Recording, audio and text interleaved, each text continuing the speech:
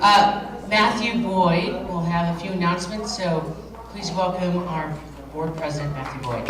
I want to actually acknowledge Terry for doing a great job getting all this put together.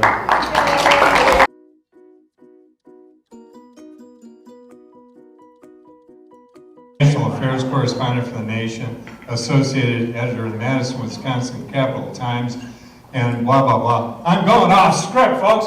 Can you tell I'm off script? Yeah. Okay. I'm going to help you. They have it up there.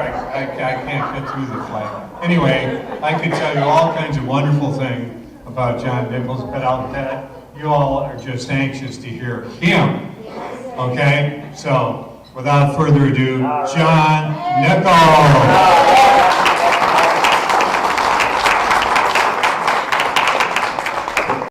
Best introduction I've ever. It's right as it should be done. You know what happens when you get a little bit longer in the tooth? When you've been doing it for a while, you know, your Wikipedia entry gets a little longer, and then you go to events and people, honorable, decent, good people, print the whole damn thing out, and then they start reading through it all. And it's long, and you realize, you know, you're not as exciting as you thought. So I much prefer off script, and what a wonderful moment of leadership there, not only to go off script, but to throw it on the floor. And let that man do something. It is such an honor to be back here in Green Valley, first time ever in Quail Creek, right? Which is, but my mother, who is with me, my mother is here because I always want to have at least one Wisconsinites I know. Here we actually have like dozens of them, but my mother is with me, and what we do is we just look at the scenery. And I have to say, this is pretty lovely. I mean, coming down the mountains, the whole bit, fantastic. You are living in a very wonderful place. You're living in a great state. You're living in a state, yeah, it's got its problems. At a political event, there is an inclination to say maybe it isn't all great. And I know that Representative Hernandez is well aware that it isn't all great. He has to go up. He may speak out on us tonight because he's a weaker, softer man than some of us. Doesn't have that all-nighter kind of character because he's got to leave tomorrow morning. Or he's got to leave tonight, right? He's got to get to Phoenix to govern. And because he's got to be in there at 8 a.m. tomorrow morning, we got to respect him for that. We also got to respect the fact that you have an openly gay Latino state representative coming out of Green Valley. Speaks to him and that speaks to you. And that is real politics and doing real things and making it happen. And the thing is, he has now got one of his sisters elected to the legislature as well, and the other to the school board. And I've come to you tonight to say that I'm very disappointed in his parents.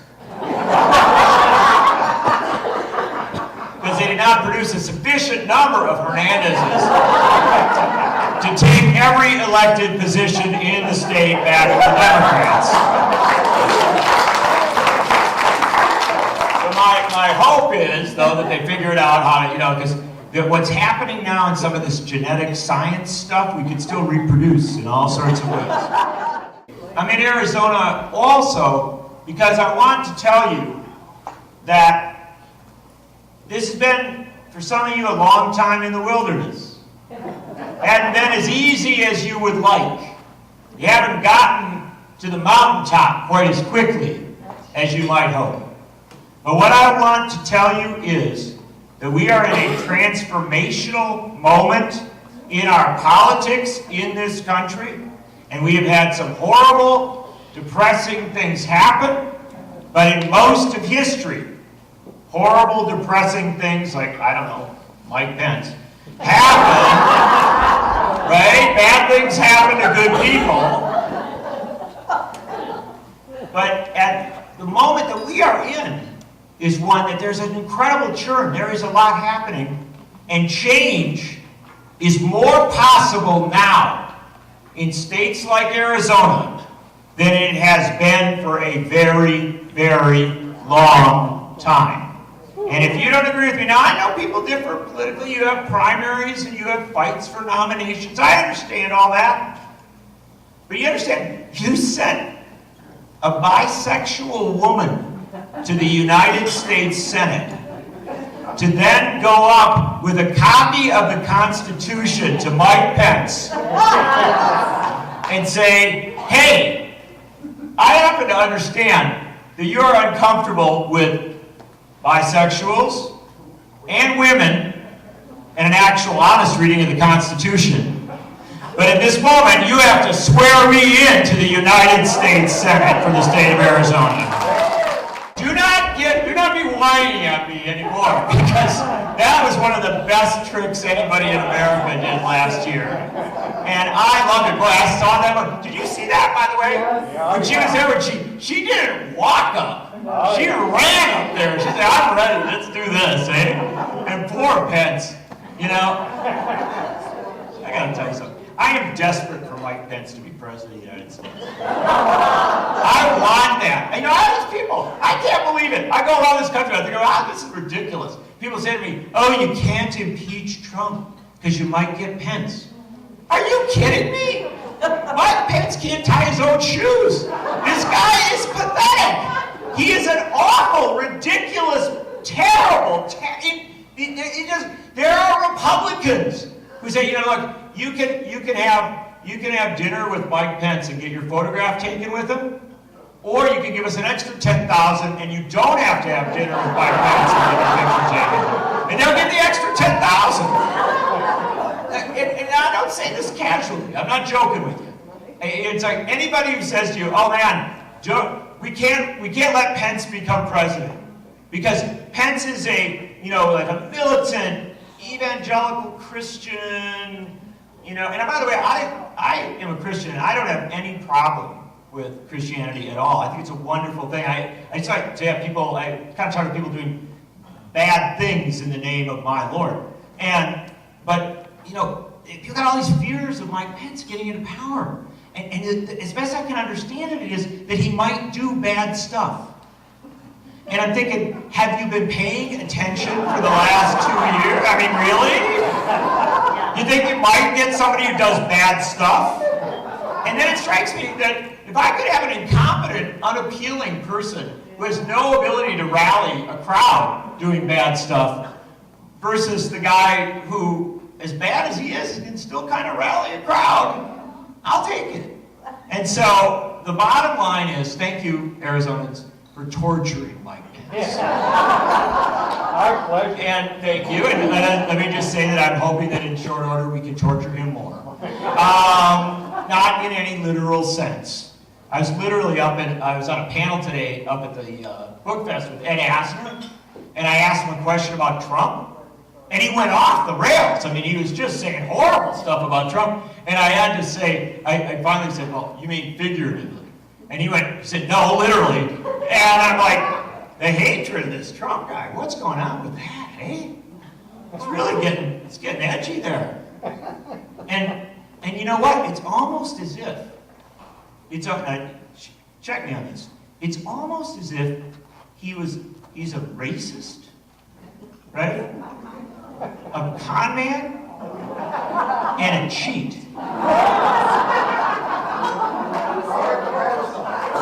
Now, where have I heard that this week? All right. By the way, this has been a hell of a week. You know, even before I got to Arizona. And I could, by the way, come back and talk a little about your state, because I'm really hopeful about what's going on here. But let me just take a moment on this week, if I might. So, I'm in Wisconsin, and I live in Wisconsin. I'm in Washington a lot, New York a bit, but I live in Wisconsin. And this week, the good Lord, watching over us carefully, made it 15 below zero. No, literally today, I believe it is 15 below zero. And so what that said to us is, you have to stay home and watch every minute of Michael Cohen's testimony. No, I'm I live in Arizona. I can't golf. I can't, I gotta stay home and watch Michael Cohen. And to me, I think, and I'm joking around a little bit, but I'm very serious about this. I think Michael Cohen was a pivot point in not just the Trump administration, but really in politics at a fundamental level. Because, yes, it is true.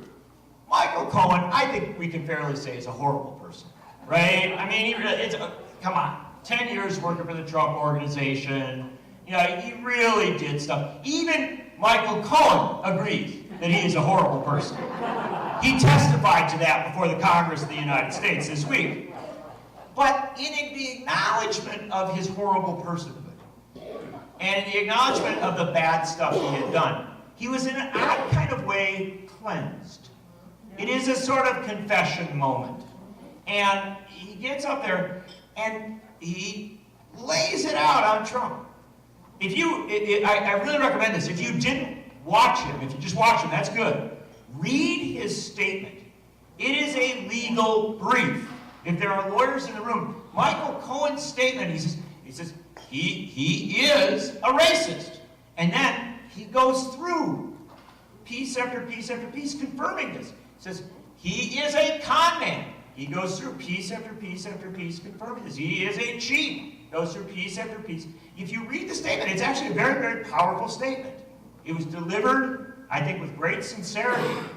And then, incredibly enough, and this is why I know it's been hard being a Democrat in Arizona sometimes, but because this is why it's better than being the other thing. Because the Republicans on the committee were forced to listen to this whole thing, right? They had to listen to the whole thing. And then they had their talking points, right? Well, you're a liar, right? And he said, yes, I am. And he said, and then they'd be like, well, you want to get a book contract. And there were literally members of Congress who have book contracts accusing him of wanting to get a book contract. Having worked for a guy, Donald Trump, who wrote books like The Art of the Deal.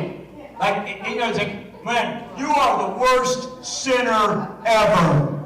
You want a book contract. And he's like, oh, I don't know, maybe after I'm out of prison. And so they're throwing everything they've got at him, right? We think you might be here because you really don't want to spend all that time in prison. And he's like, yeah, to be honest, I prefer not to go. It's not that great a thing.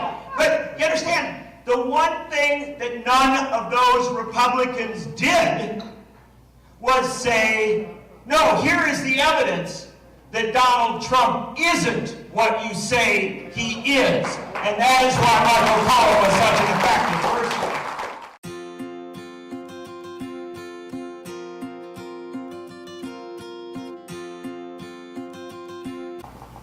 One attempt to discredit what he said about Donald Trump. And that was in one of the great triumphs of, human experimentation. Mark Meadows, the congressman from down in some place in the South, he brings up an African-American woman. And he doesn't say, right, I just want to point out that this is the 21st century. He doesn't say, I'm sorry, I respect struggle African-American woman, I'm giving her the microphone. And let her say, no. He just puts her there standing behind him. Which had what had to be one of the most uncomfortable moments for anybody ever, right? You got to stand there, and he says, this woman, her family comes from Alabama or someplace, right? Literally okay, cool. Could have been Mississippi. And he goes, she comes from the South, and she works for Donald Trump, and she wouldn't work for a racist. And you're like, first off, you'd be surprised how many people have ended up working for racists, right? Who are, in fact, people of color. You'd be surprised how many women have ended up working for sexists. You'd be surprised how many LGBTQ people have ended up working for homophobes.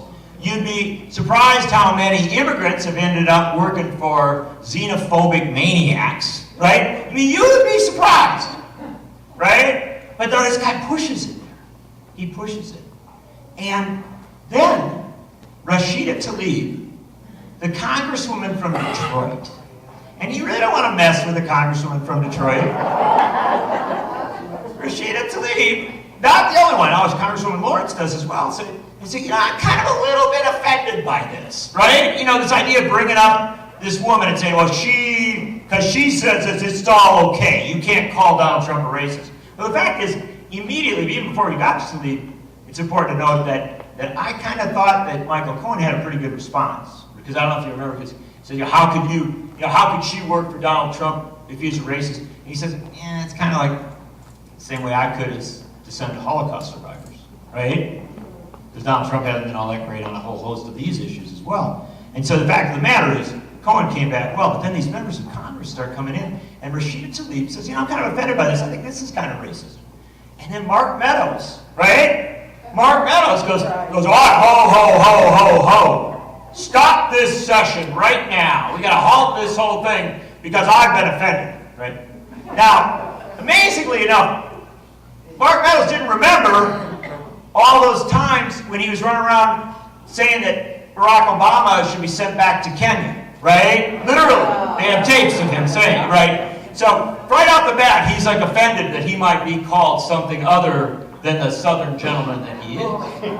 And so he's going on and on about this, right? And they are demanding apologies and stuff like that. The only reason I point this out, aside from the fact that it's kind of fun to pick on Mark Meadows, is because that was the dramatic moment of the hearing, right? It's one of the dramatic moments of the hearing. Where was the dramatic moment where somebody said, as a Republican member of Congress, here is the uncontrovertible proof that Donald Trump is an honorable man who doesn't con people, who doesn't cheat, and who doesn't practice racism, xenophobia, sexism, and all the other sins that he has been accused of. Not one of those Republicans stood up and did that, and brothers and sisters, if you don't think the average American didn't notice that, then you're not paying attention. This country is starting to wake up to the reality that Michael Cohen, for all of his sins,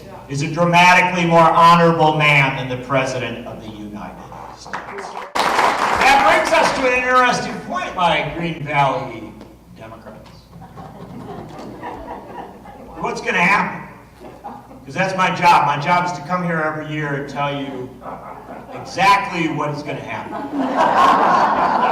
So you can just turn off Rachel Maddow. Go out and you just look at the stars and look at the wonderful. Yeah, you live in a beautiful place. I'm going to just settle this whole thing. And so this is what I'm going to let you know what is going to happen in the next year and in the next 2 years. And so here you go. Ready? It's pretty much one sentence. Pretty easy to do.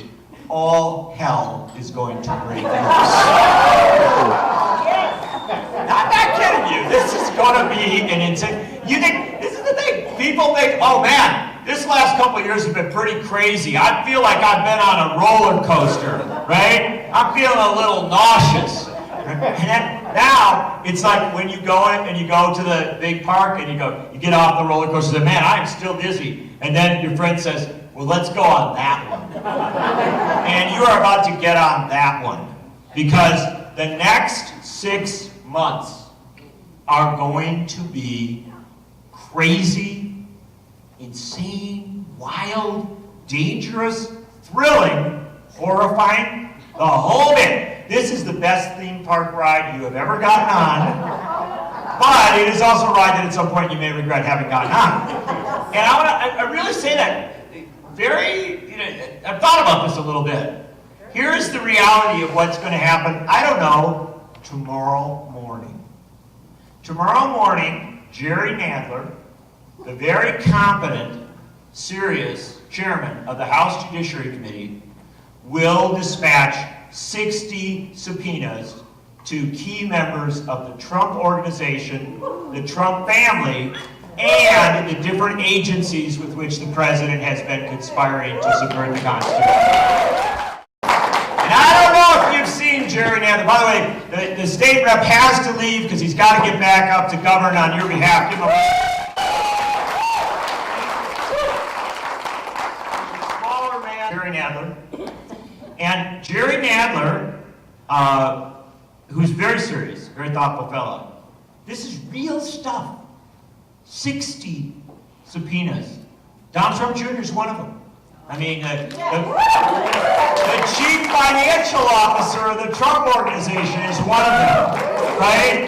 People at the Justice Department who have failed to go and take this stuff seriously are being subpoenaed. The fact is, Jerry Nadler will tomorrow morning begin a deconstruction of the Trump campaign, the Trump administration, and Trump himself.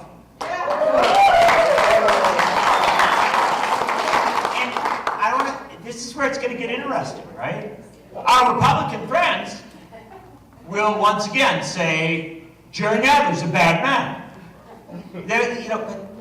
But where will the defense of Trump be? Where will it be? And this is where it will be hard. Because the fact of the matter is, Donald Trump achieved power in this country by being starkly unexamined.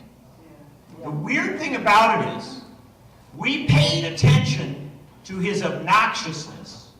We paid attention to his sexism, his racism, his xenophobia, all these things which are very, very troubling. But he always kept about him this argument that, yeah, maybe I'm an obnoxious guy, but I'm a billionaire. I'm good at this thing. What will begin to happen tomorrow, what already began with Michael Cohen last week, is the reality that he has never been a billionaire, that he has never been a successful businessman, that this has been a con job from the start, that he has failed again and again and again, and that he in fact runs a tiny operation. The Trump operation operates on one floor in that Trump Tower. And literally, if you hear people like Donnie Deutsch describe it, people that have been there, it's a tiny little office with a handful of family members hanging on. It looks, it looks like a mid-level shipping company or something like that. This is not the great empire that he has set. And what will begin to happen is that the people who trusted him, who we should not beat up on, we should recognize they fell for a con job. And with all due respect, you've had relatives that have done. Somebody's gotten an email that they answered, or somebody's, some aunt's answered a call, or somebody. We've all been conned in some way. We have a bunch of people that fell for a con job. Some of them will continue. Some of them will continue to fall for that because they choose to. Yeah, there may be some racists. There may be some xenophobes. There may be some folks. We understand there'll be some folks. That's not the whole of them. And the fact is that in relatively short order, this thing is going to start to really crumble. This presidency is going to start to unravel. And it will unravel because we are finally getting to the heart of the matter. Not looking at all of the bells and whistles, but looking at the reality. Lousy businessman, not good at what he does, and he survived by taking loans from bad people who wanted to influence what he did by giving him money. And that is why he will not release his tax returns. And that is why, as Congressman Neal from Massachusetts announced yesterday, that on the House Ways and Means Committee, they are beginning to develop the demand and the paperwork to require him to give his tax returns to the House Ways and Means Committee. Elijah Cummings, Congressman Elijah Cummings, had so much fun on Thursday that he's announced that he's going to have a whole bunch of additional hearings as well. And here we begin to see the intersection of all of these different committees and all of these different investigations. And then our friend Chris Christie, Who doesn't love Chris Christie, right? And I love Chris Christie because he put Jared Kushner's dad in jail. So Chris Christie says, you don't have to worry about Robert Mueller. Trump's problem is the Southern District of New York, where they are investigating fraud and illegal business practices and all of the high crimes and misdemeanors done by the Trump organization. And you know who's cooperating with them? I found this, I'm learning things every day. The chief financial officer of the Trump organization is a cooperating witness with the Southern District of New York. I'm loving this woman right here because every time I say this, she goes, oh.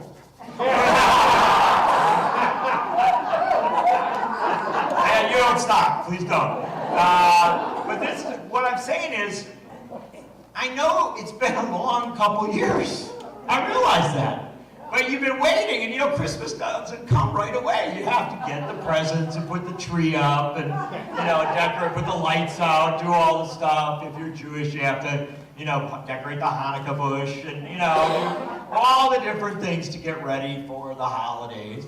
And, you know, it's almost there now. We're into December. And this is where it's going to get complicated for Democrats. All sounds fun up to this point, right? You know, what can go wrong? I got a lot of time, I'm going to watch some hearings, right? Well, this is where it gets complicated for Democrats, because what Democrats have to do is keep their wits about them in a period that is going to be chaotic, and that is going to cause people an immense amount of discomfort and pain and uncertainty about the fate of their republic. And they will come to you, your friends, your neighbors, your relatives, and they may not even always agree with you. Your job is to be sane and reasonable and help walk them through this. Because if you want to start winning elections, what you have to do is understand that you need to bring people out of the darkness and into the light, right? You've got to work with them through this very chaotic moment, and it is going to be possible. Now, the first thing that you have to do, and this is important, is recognize the core reality that elections matter. Because nothing, essentially, aside from the Southern District of New York, nothing that I just talked about would be happening if it wasn't for the 2018 election. If Paul Ryan, or this McCarthy guy, was in charge of the House of Representatives, they'd be, you know what they'd be doing next week? Investigating Hillary Clinton. Right? I mean, they'd have another inquiry into something with Hillary Clinton. And so what you need to understand is elections matter a great deal. And you should never take your eye off that prize. In Arizona, you took a Republican House seat from this region, not far, around here, and you sent a woman, Democrat, to Congress. That matters. And I know it was a crowded primary. I actually know that there's people in this room that did not back the woman that got to that seat. I understand that. I'm not telling you who's right and who's wrong here. What I am telling you is that at the end of the day, getting control of chambers of government matters in a fundamental way. And you cannot look at what's happening with these hearings, you cannot look at these inquiries, you cannot look at all the things that are going on and say, oh, well, yeah, but I'm a little bit uncomfortable with this person. No, you have to recognize power, this competition for power, is very real.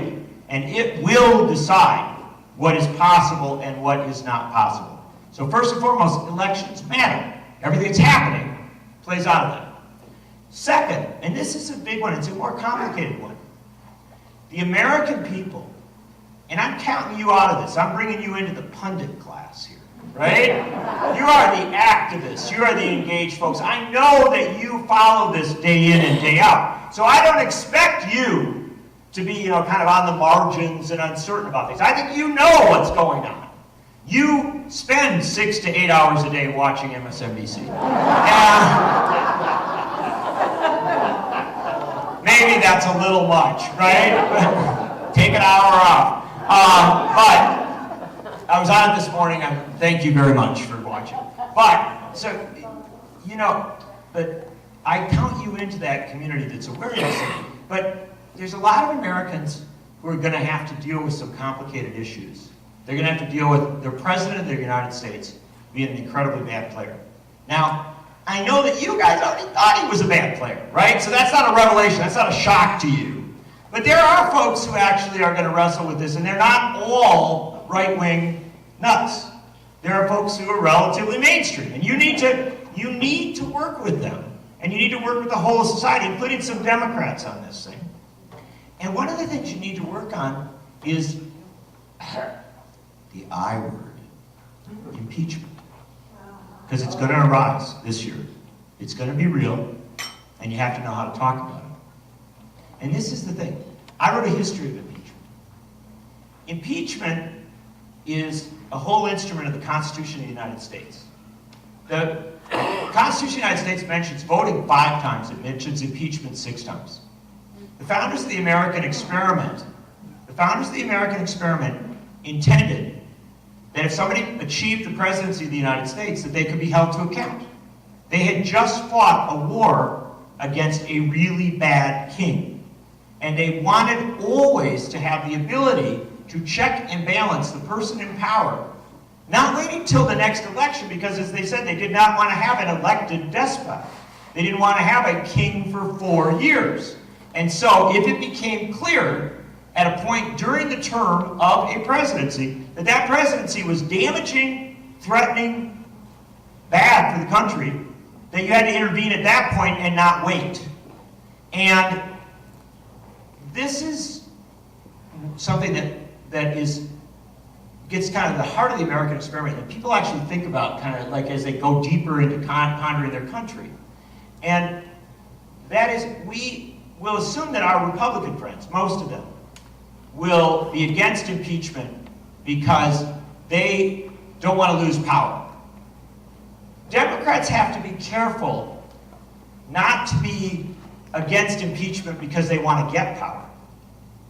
And you understand that, right? That there are some Democrats who say, well, why don't we wait until 2020? Why rush this thing, right? Let's just let Trump take himself down. Let's just let him do horrible things. And if that becomes the Democratic Party's message, right, that the Democratic Party takes the Constitution no more seriously than the Republican Party, it's just, you know, the Republicans want to keep Trump there because they want to keep power. Democrats want to keep Trump there because they want to beat him in 2020. That's not a healthy message for Democrats to have. I am not standing before you right now telling you, run out and impeach the president. Well, actually, I kind of am, but that's not where I want you to go to and just jump there casually. But I do want you to understand that if indeed the hearings that Elijah Cummings and Congressman Neal and Jerry Nadler hold over the next few months, and if the revelations from the Mueller report, if the revelations as regards the Southern District of New York point to the necessity that this man should be removed from office, do not run from that and say, oh, no, we're so into politics that we don't want to do what's right for the country because it might interrupt our election plans. That is not going to be rewarded in the 21st century. It's not going to be something that people are happy with. I promise you, those young voters that you want to get excited, all those disenfranchised folks that you want to bring into the process are not going to say, thank you for saddling us with Donald Trump for another 20 months because you had an election plan. And so this is complicated. This is threading the needle, right? It isn't rushing to impeachment. It's not saying, oh yeah, I got to take this guy down right away. It is saying, if it gets to that point, have an idea, be able to talk about this, be rational about this, be the rational center of American politics. Be the folks who say the Constitution matters sufficiently that we must act to do right by the country. And then I know, people will say, oh no, then Mike Pence would become president. But I think we've already established that Mike Pence as president is a dream come true. We're going to go on to some local politics quickly and a couple of things before we take some questions for you. 2 reasons why Mike Pence as president of the United States is a dream come true. Number one, he is, I think it's fair to say, as implicated in most of the high crimes and misdemeanors of this administration as the president. Remember, Mike Pence is the guy who vetted General Flynn, right? Mike Pence is the guy who vetted, like, most of these people, and suddenly his memory is really bad. But, you know, if you start to look at it, I'm not sure how clean Mike Pence is. However, let's say he became president of the United States of America. I'm going to tell you this. Running against Mike Pence in 2020,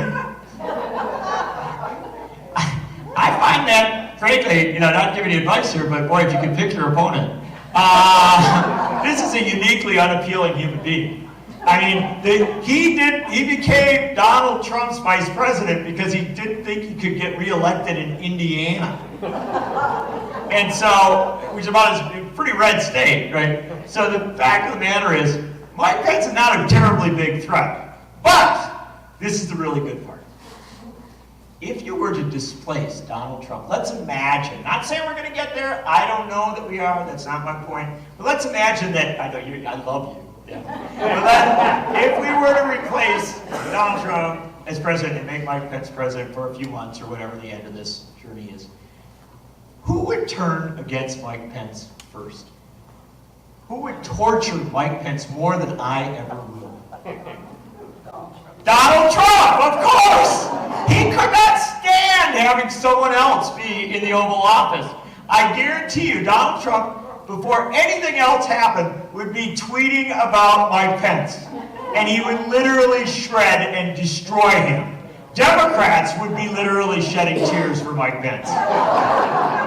And so, with all due respect, for both cynical and sincere reasons, as we get on this roller coaster, as we go through it, be conscious of these realities.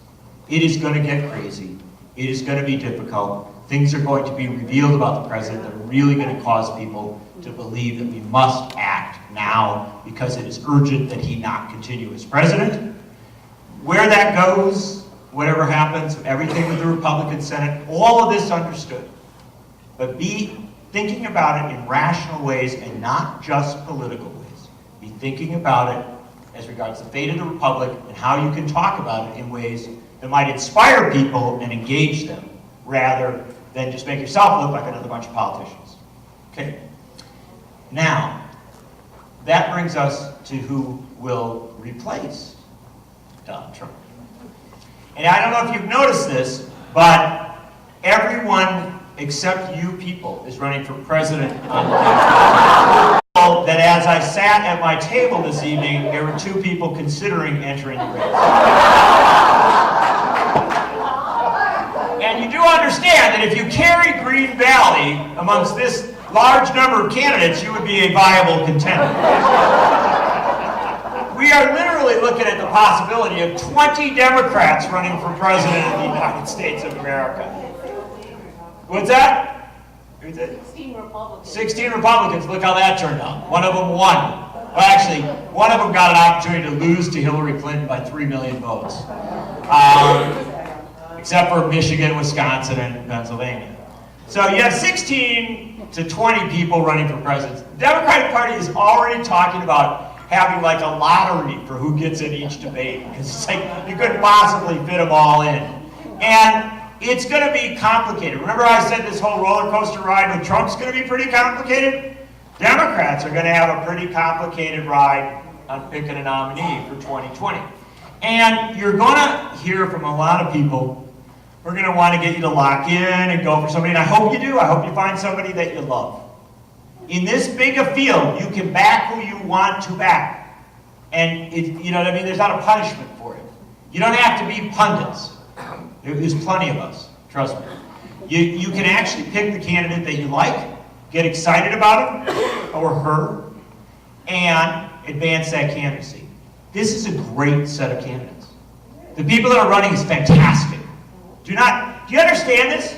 It's the most women ever running for president of the United States on a major party. Most people of color ever running for president of the United States on a major party.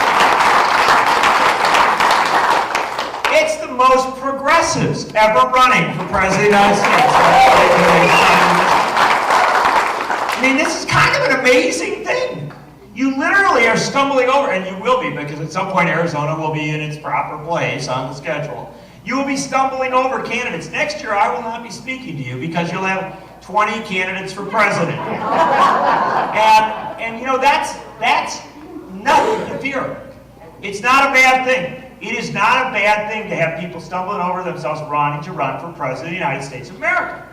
Because the fact of the matter is, in a crowded field, there will be less negativity than there would be in a one-on-one race. I promise you. When it's that many candidates, if I attack her, you're not going to vote for either of us, right? I may reveal her dark secrets. But I've been such a jerk in doing it that you won't want me either, and so we'll vote for her. And so the reality is that these candidates understand that this will not be a negative race for the Democratic nomination. It will be a substantive race for the Democratic nomination. And these candidates will seek to appeal to you based on a set of issues, and frankly on their personalities, on their ability to get elected president of the United States of America. That is, I mean, you know, have a Bud Light. You don't need anything else, right? As Democrats, you should be very, very happy about this. And here's what I would argue is, here is your standard. And I'll just give you my ideas. You can, obviously, we'll take questions in a moment. You can tell me your other ideas. Here, to my mind, is your standard. What you ought to ask is not, you know, how much do you hate Donald Trump? You shouldn't even ask, you know, how much do you hate Mike Pence? Because really, Mike Pence is pathetic. And no, what you should ask is two questions. Number one, how quickly can you clean up the mess that Donald Trump has made? And if they can't answer that, if you ask a candidate for president, that'd be the first question I would ask them in a debate. How quickly can you clean up this mess? Because if they can't answer that fast and smart and good, then that person should not be president of the United States. We cannot afford it. And then, second question, how quickly will you clean up the mess that made Donald Trump possible? Deeper, more fundamental question, right? A deeper, more fundamental question. We have a campaign finance crisis in this country. We have an electoral college crisis in this country. We have a gerrymandering crisis in this country. These are not soft things. These are crises. Donald Trump became president of the United States because a lot of things are falling apart and haven't been addressed, and our democratic processes were vulnerable. All he has done is reveal those vulnerabilities. So that second question, first question, how do you clean up the mess Trump made? Second question, how do you clean up the mess that made Trump possible? And that involves talking about how we make a better media in this country, talking about how we make a better political process in this country. And yes, I know it will be hard. I know. We might have to amend the Constitution a couple times. That's never ever happened before. We've never amended it except 27 times. Right? First 10 we did it all at once. And so, but maybe we're going to talk about that. We may have to talk about radical stuff. I was on a panel today at the book festival, and an expert on the Supreme Court, very moderate guy, not a radical guy in any way, said there's a growing argument that you should add two justices to the Supreme Court. That is not, it doesn't require a constitutional amendment. The court has had expansive and contracted membership since the founding of the country. It's been up to roughly 10, it's been down to 7. You know, that's the reality of the court. There's no rule. All that the Senate has to do, I know you're sitting there saying, I was amazed, I learned this too, that all the Senate has to do is say, no, we're going to add a member. You know, President appoints, and you can add another member to the court. You can add 2 members. And you like it? Yeah, well, I'm not saying it's a great idea. There's some people that are going to hate it, right? And there's going to be people that are going to, and it might just tear the country apart. Who knows? But what I'm telling you is that as your candidates come, as they come to talk to you, right? If they're not talking in big, deep, fundamental ways about how we address the challenges of this country, then, as regards how we create our messes, then again, I might look elsewhere. And then, one final thing, this isn't my 2 core questions, but it's one final thing too, is We've been told we have 12 years in which to save the planet, right? 12 years to deal with climate change. And we have maybe 10 years to deal with an automation revolution that's really going to change everything about how we work and going to make, now many of you are a little bit older, maybe your children and your grandchildren, but it's going to be definitional changes as regards our workplaces, and that will then lead to definitional changes as regards our home life and, frankly, our society as a whole. These are big, fundamental things. And by the way, we really still haven't dealt with racism or sexism. So we've got some major, big ticket stuff, but the timeline, the urgency is real. And so the third question I ask is, how much sleep do you need? He's going to have to clean up Trump's mess. He's going to have to address what made Trump possible. These are fundamentals. And then he's going to have to get down to the urgent work of addressing climate change and automation revolution, racism, sexism, inequality. It's going to be a great big task. I think it's pretty damn cool. I'm sorry, speaking French there. But I think it's incredibly cool that you've got the better part of 20 people, multiracial, multi-ethnic, different genders, different backgrounds, all wanting to be president of the United States. I happen to think that if I was a Green Valley Democrat tonight, even though I know I'm going to have to get on a very scary roller coaster ride, I happen to think if I was a Green Valley Democrat tonight, I would feel pretty good.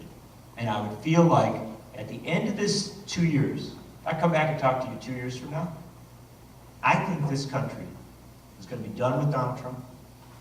I think this country isn't going to even remember the name of Mike Pence. I think this country is going to have a Democratic president and a Democratic vice president. I think it'll have a Democratic Senate. I think, and I don't say this casually, I say this as a pundit, I think that there's a very good chance that that Democratic president or vice president, one of them is going to be a woman. I think that there's a very good chance that one of them is going to be a person of color. I think that we are going to be beginning as a country to get serious about some fundamental repairs. And you folks who've gone through the long night of despair, who've gone through all the difficulties of working for candidates, didn't always win, who've had frustrating times and difficult challenges, that you will be able to say, I kept watch for my country. I kept the flag flying through the difficult times, and we have arrived to the moment where we aren't talking about just fixing things that are broken.